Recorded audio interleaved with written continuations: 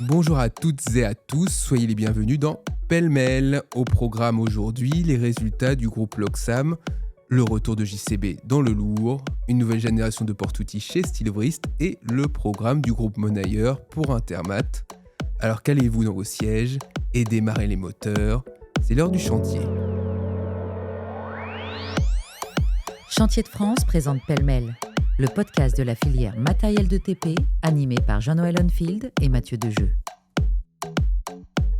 Alors Jean-Noël, la grande actualité de ces dernières semaines, c'était la conférence de presse consacrée aux résultats de Loxam. Comment se porte le premier loueur de France ? En forme olympique, j'ai envie de dire. Les résultats sont bons. On a noté que ce n'était pas, comme d'habitude, M. Després qui nous présentait ses résultats, mais Stéphane Hénon, donc le directeur général du groupe, qui a présenté donc des résultats solides. On est habitué avec Loxam à avoir ces bons résultats. La conjoncture a été quand même un petit peu difficile l'année dernière. Malgré ça, le chiffre d'affaires est en croissance, la rentabilité est améliorée et les perspectives d'activité sur le moyen et long terme restent tout à fait positives. On a noté que la France, pour la première fois, générait plus d'1 milliard d'euros de chiffre d'affaires. C'est assez conséquent. Et que le reste du monde passait devant l'Europe en termes d'activité. Tu vois une symbolique particulière, toi, l'absence de Gérard Després, ou c'est quelque chose de courant ou prévisible dans l'histoire de ce groupe ? Alors c'est la première fois, à ma connaissance, que ce n'est pas M. Després qui présente les résultats. C'est une question d'agenda. On aura l'occasion de le revoir rapidement. Je crois que tu as pu t'entretenir avec lui, notamment, un petit peu en marge de la présentation des résultats, j'ai effectivement pu m'entretenir avec M. Després. L'interview est à retrouver dans le spécial location. Et j'ai pu également m'entretenir avec Stéphane Hénon pour commenter quelques points de cette présentation. J'ai notamment noté la forte progression de l'activité de Loxam dans le reste du monde, notamment au Brésil. Il faut rappeler qu'il y a 6 ans, Loxam n'était pas présent dans ce pays et qu'aujourd'hui, ça génère déjà plus de 100 millions d'euros de chiffre d'affaires. Ouais, impressionnant, en effet, c'est sûr que c'est une croissance ultra rapide dans le reste du monde. Les prévisions pour les années à venir, qu'est-ce qu'ont-ils annoncé ? Ils ont rappelé que la location avait été portée par un marché dynamique en 2022 et 2023. Forcément, cette année, puisque c'est une activité cyclique, ce sera beaucoup plus calme. Mais ils anticipent un rebond d'activité, notamment en France, dès l'année prochaine, en perspective des élections municipales de 2026. La location est quand même toujours tributaire du cycle électoral et on sait que l'année précédant les élections municipales, les maires aiment bien engager quelques travaux d'embellissement de leur commune. Toi-même, Mathieu, tu t'es baladé, tu étais récemment en Angleterre chez JCB. Quel était le programme de ce voyage ? Ah oui, l'année, on est donc JCB nous invitait avec pas mal de nouveautés. La grosse annonce, c'était le lancement d'une pelle de 37 tonnes, la JCB 370X. Un modèle, on va dire. Alors JCB était absent de ce créneau des plus de 40 tonnes, ou du moins ils avaient un modèle un peu ancien, des moins de 40, entre 35 et 40 tonnes. Bon, ils avaient un modèle un peu ancien, si je suis plus expérimenté que moi sur la question, mais il me semble qu'ils avaient un modèle un petit peu ancien dans ce... On va parler du retour de JCB sur les gammes lourdes. Ouais, voilà, c'est ça, on va parler du retour. Alors, je dirais un modèle très sérieux, appliqué, on va dire, rien de révolutionnaire, mais quelque chose de sérieux avec moteur Cummins, une pompe Kawasaki pour la répartition de l'hydraulique. Le gros effort, mais ça on est habitué avec JCB puisqu'ils fabriquent eux-mêmes leur cabine, c'est un gros effort sur la cabine et notamment sur le paramétrage des joysticks qui peuvent aller assez loin pour l'opérateur, où il peut choisir toute une série d'options, de personnaliser ses choix de pilotage. Donc pour toi, c'est au standard de ce qu'attend le marché dans cette typologie de matériel ? Ça dépend, parce qu'en fait, quand même, 37-40 tonnes, c'est quand même, on commence à avoir une clientèle relativement exigeante. Ça peut être des carriers ou du gros terrassement, donc c'est des gens qui sont quand même assez attachés à leur machine. Est-ce que ça manque pas encore d'un petit quelque chose pour vraiment venir titiller les Caterpillar, Liebherr et les grands premium, ou Volvo. Voilà, Volvo qui est comme le gros leader de ce secteur. À voir.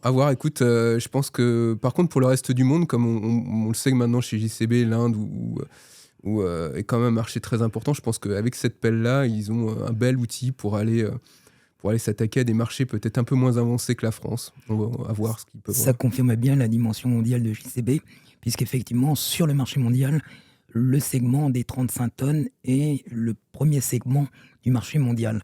En France, on est en dessous, on est plus entre 20 et 25 tonnes.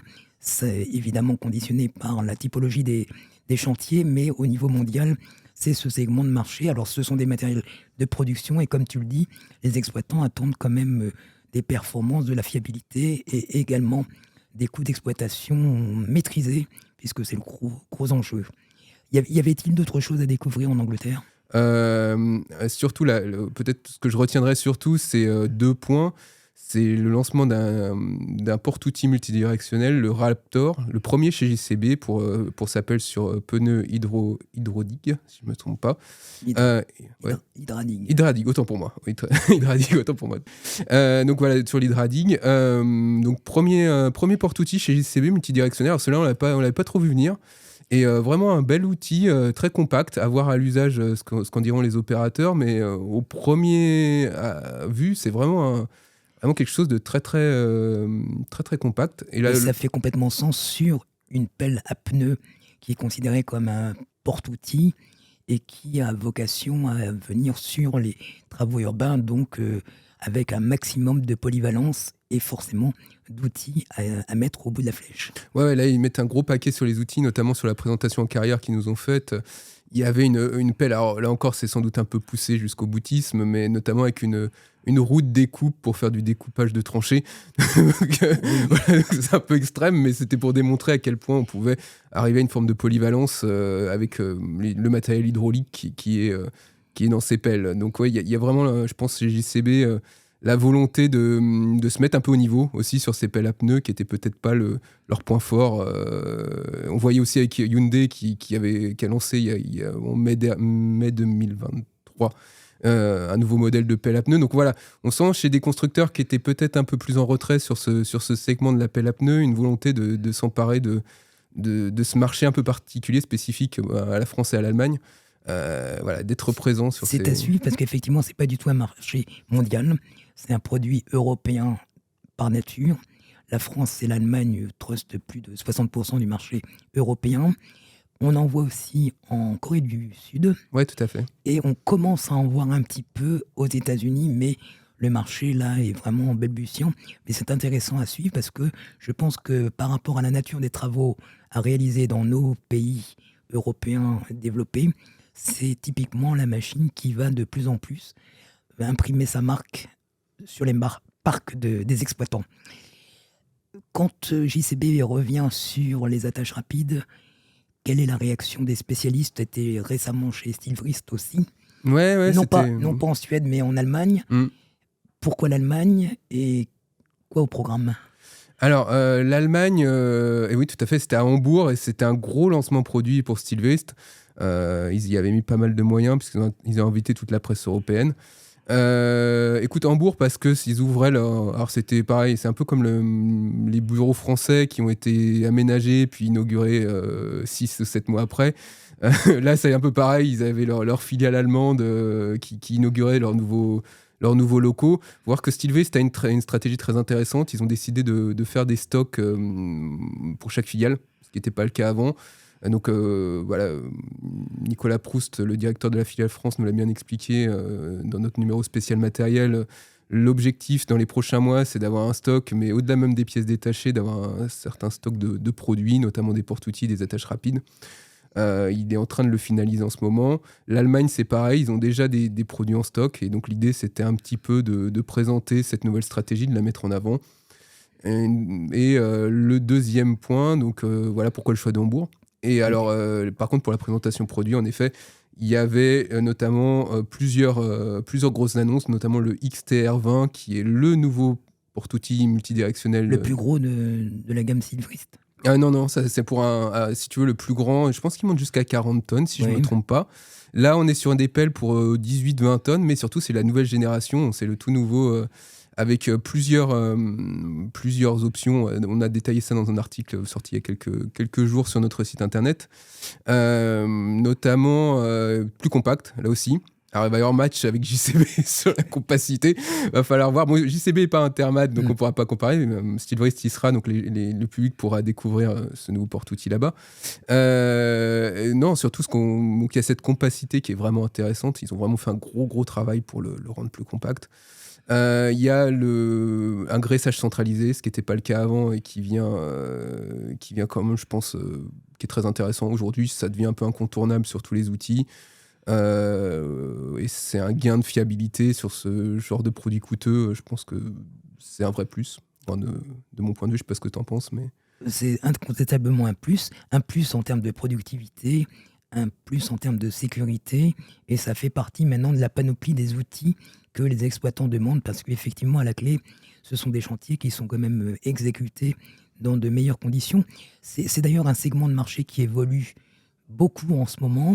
Comment Steelvrist voit ces nouveaux entrants et la concurrence qui se fait de plus en plus féroce? Alors, je vais te répondre que... Bon, déjà, il y a cette réponse. Ils ont pas arrêté d'élargir leur gamme ces derniers mois, notamment...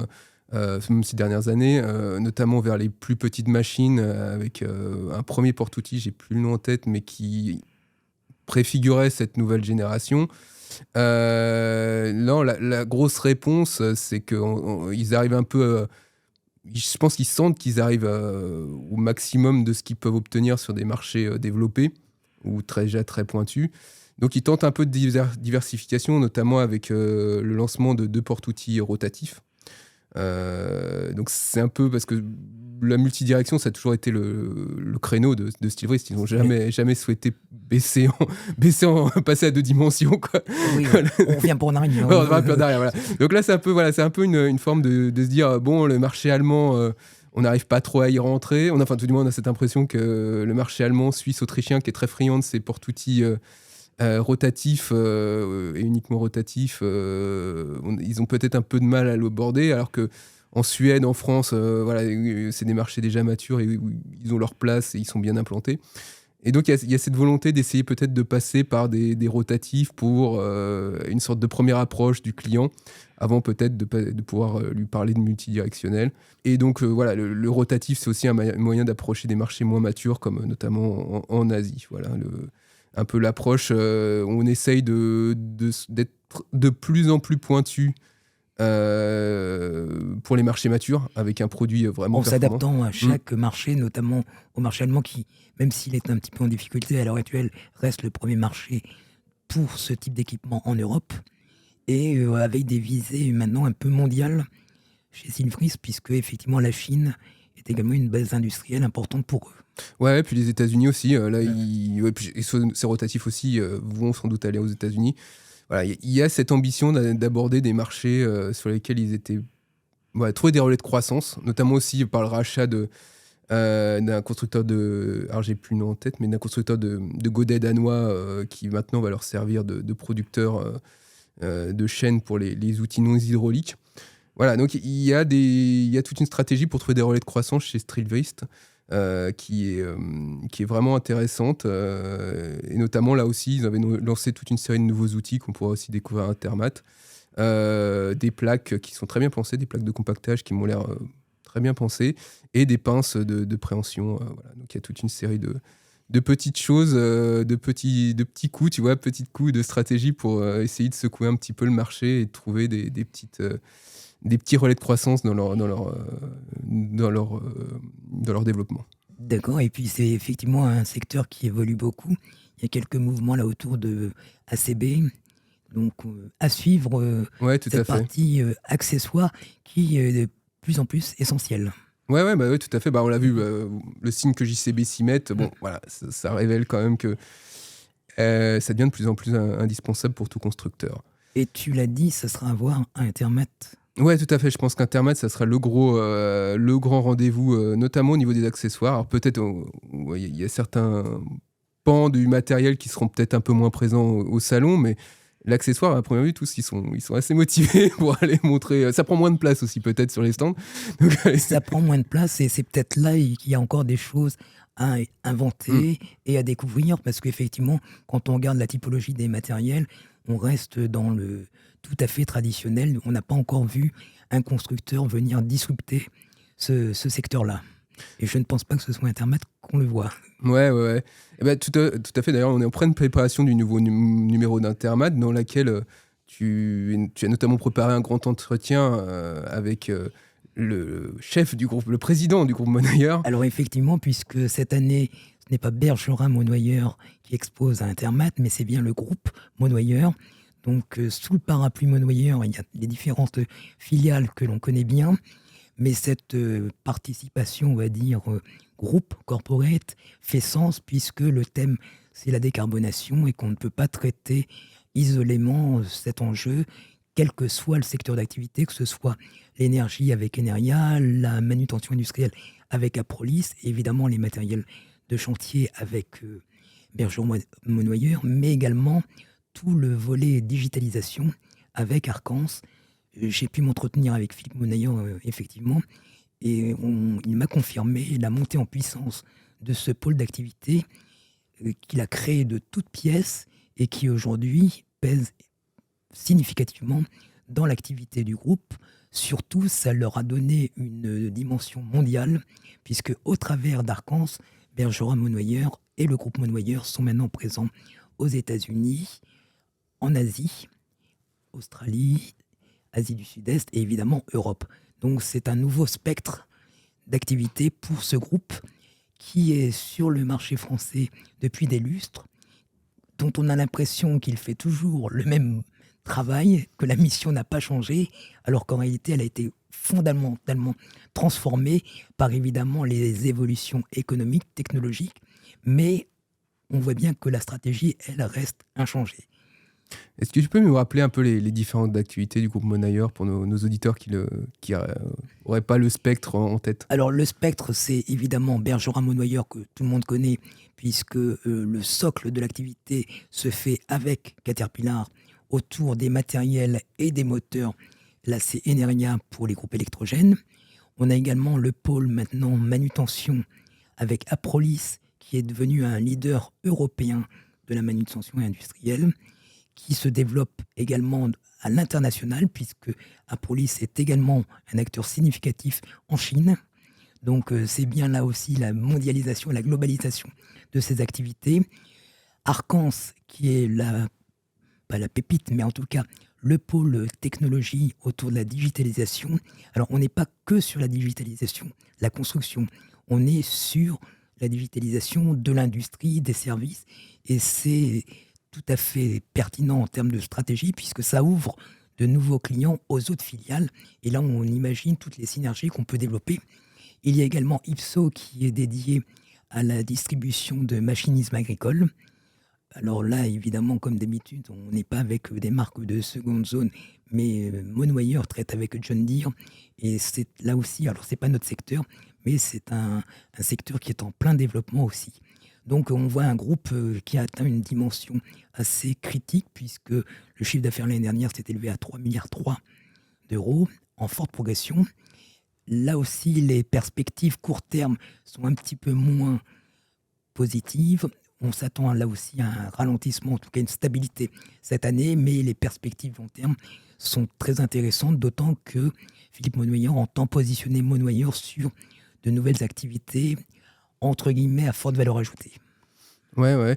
Notamment, je crois qu'ils ont racheté un spécialiste de l'hydraulique il y a peu de temps. Ouais. Il y a quelques temps, ils ont fait des achats très ciblés pour élargir la palette de prestations autour du matériel. Donc, c'est le cas de Chronoflex dont tu faisais référence. Effectivement, c'est une PME qu'on connaît bien dans le secteur qui avait besoin peut-être d'un levier de croissance pour se développer. Le système Chronoflex est complètement éprouvé. Il est reconnu parce qu'il apporte vraiment, c'est un petit peu l'urgence du flexible sur le chantier. Un flexible cassé, la machine est arrêtée, le chantier empathique, Chronoflex arrive. C'est un petit peu le SAMU du flexible. Et donc forcément, ce type de service a trouvé toute sa pertinence dans le contexte actuel. Ils ont également le pendant pour le pneumatique, Génie Service. Donc là aussi, c'est je m'occupe de votre pneumatique. L'incidence du pneumatique sur un matériel est prépondérant en termes de consommation, de sécurité. Donc ne vous occupez plus de rien, je m'en charge. C'est toujours ces petits services qui viennent agrémenter une palette on va dire, d'après-vente et de prestations assez classiques. Mais au fur et à mesure, on voit bien que c'est une offre globale que les différentes entités du groupe Monoyer peuvent proposer à ses clients. Oui, donc on réduit plus, Monoyer ne se réduit plus à Caterpillar, si je veux caricaturer. Alors, ils sont toujours, évidemment, distributeurs heureux de l'être sur plusieurs géographies, mais le fait c'est que sous l'impulsion de Philippe Monoyer, il y a une volonté d'être en amont et en aval, en tout cas, de renforcer la proposition de valeur de l'ensemble des sociétés du groupe Monoyer. Tu sais ce qui sera un peu exposé à Intermat? Il t'a fait quelques confidences à ce sujet? Alors, il m'a parlé d'un tunnel de solutions. Alors effectivement, on sait que vu le sujet, vu le contexte et vu les conditions dans lesquelles Intermat s'est monté cette année, il y aura moins de matériel. Mais qui dit moins de matériel dit aussi beaucoup plus de solutions et beaucoup plus d'expertise. Et aujourd'hui, je pense que c'est l'enjeu qu'attendent les exploitants. Ils ne viennent pas là découvrir la dernière énième pelle sur chaîne de tel ou tel constructeur.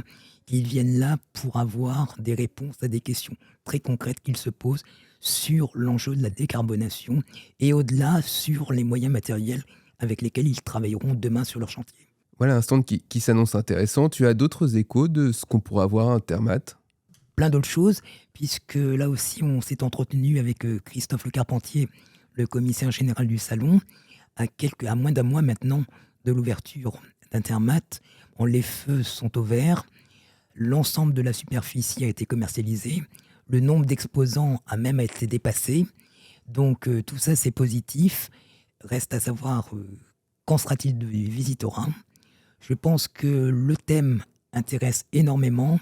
Et le renouveau qui a été opéré autour du salon ne peut être que bénéfique sur la fréquentation. Alors, on se donne rendez-vous au Parc des Expositions de Paris-Nord-Villepinte du 24 au 27 avril. La rédaction sera aussi dans les allées du salon. Un grand merci d'avoir écouté ce premier épisode de Pêle-mêle. On se retrouve bientôt pour une autre édition consacrée au débrief d'Intermat. Vous venez d'écouter Pêle-mêle, le podcast de la rédaction de Chantier de France. Retrouvez toute l'info de la filière matérielle dans le magazine, le site et sur LinkedIn.